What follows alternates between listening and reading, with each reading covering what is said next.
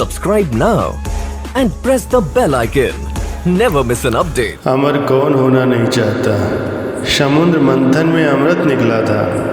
इसे प्राप्त करने के लिए देवताओं ने दानवों के साथ छल किया। देवता अमर हो गए। मतलब ये कि क्या समुद्र में ऐसा कुछ है कि उसमें से अमृत निकल सके? तो आज भी निकल सकता है जब उस समय निकला। अभी अधिकतम 100 साल के जीवन में अनेकानेक रोग, कष्ट, संताप और झंझट हैं, तो अमरता प्राप्त करने पर क्या होगा? 100 वर्ष बाद वैराग्य प्राप्त कर व्यक्ति हिमालय चला जाएगा। वहाँ क्या करेगा? बोर हो जाएगा, तो फिर से संसार में आकर के बस जाएगा और यही सिलसिला चलता रहेगा। महाभारत में 7 चिरंजीवियों का उल्लेख मिलता है। चिरंजीवी का मतलब है अमर व्यक्ति। अमर का अर्थ जो कभी नहीं मर सकते। ये 7 चिरंजीवी हैं राजा बलि, परशुराम, विभीषण, हनुमान जी, वेदव्यास, अश्वत्थामा और कृपाचार्य। हालांकि कुछ विद्वान मानते हैं कि मार्कंडेय ऋषि भी चिरंजीवी हैं। माना जाता है कि ये 7 पिछले कई हजार वर्षों से धरती पर रह रहे हैं। लेकिन क्या धरती पर रहकर इतने हजारों वर्ष तक जीवित रहना संभव है? हालांकि कई ऋषि मुनि ऐसे थे जो धरती के बाहर जाकर फिर लौट आते थे और इस तरह वे अपनी उम्र फ्रीज करके बढ़ाते रहते थे। हालांकि हिमालय में रहने से भी उम्र बढ़ने की संभावना है। हिंदू धर्मशास्त्रों में कई ऐसी कथाएं हैं जिनमें लिखा है कि अमरता प्राप्त करने के लिए फला फला दैत्य या साधु ने घोर तप करके शिव जी को प्रसन्न कर लिया। बाद में उसे मारने के लिए भगवान के भी पसीने छूट गए। अमर होने के लिए कई ऐसे मंत्र हैं जिनके जपने से शरीर हमेशा युवा बना रहता है।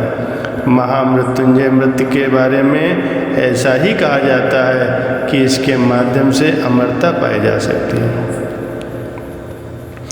वेद, उपनिषद, गीता, महाभारत, पुराण और योग, आयुर्वेद में अमरत्व प्राप्त करने के अनेक साधन बताए गए हैं।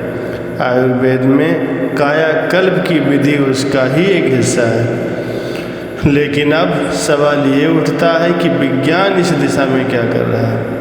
विज्ञान भी इस दिशा में काम कर रहा है कि व्यक्ति किस प्रकार से अमर हो, अर्थात वो कभी न मरे। सावित्री सत्यवान की कथा तो आप सबने सुनी ही होगी। सावित्री ने यमराज से अपने पति सत्यवान के प्राण वापस ले लिए थे।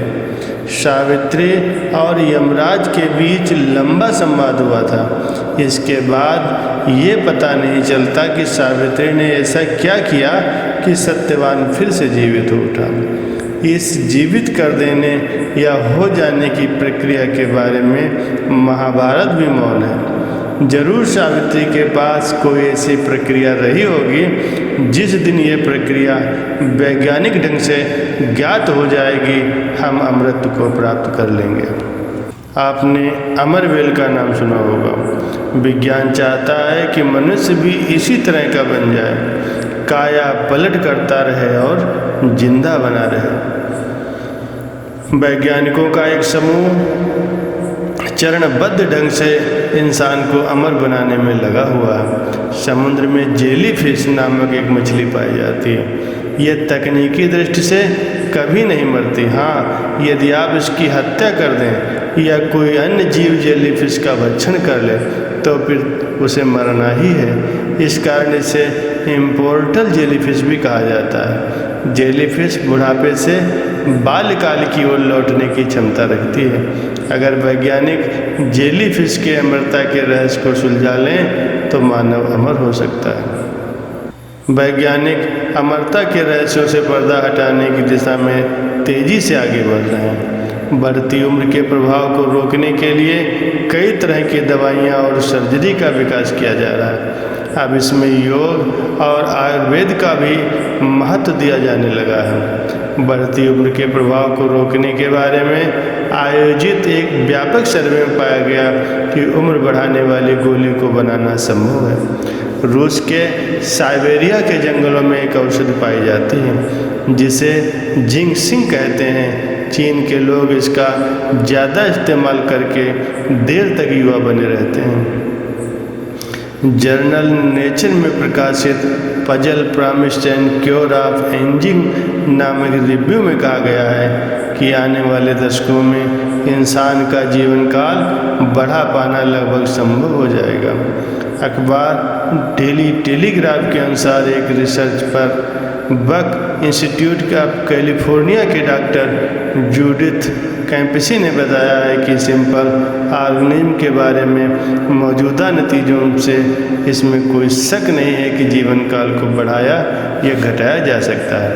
पहले भी कई स्टडीज में पाया जा चुका है कि अगर बढ़ती उम्र के असर को उजागर करने वाले जेनेटिक प्रोसेस को बंद कर दिया जाए तो इंसान हमेशा जवान बना रह सकता है।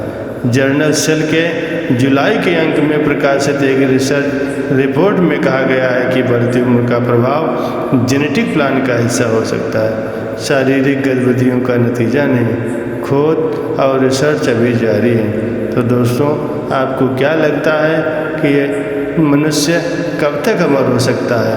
अपनी राय हमें अवश्य लिखें।